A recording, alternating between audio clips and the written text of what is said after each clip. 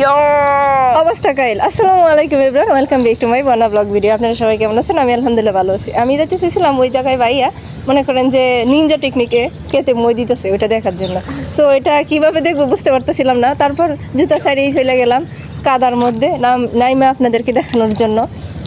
মানে মই লাগবে না, মেশিনের খরচ লাগবে না, কোনো কিছু লাগবে না, জাস্ট মানে ধান টানাদের টানা ওইটা দিয়ে করতেছে। দেখেন আমার অবস্থা, সেই কাহিল অবস্থা, শুধু আপনাদেরকে দেখানোর জন্য এটা অবস্থাটা আমার হইল।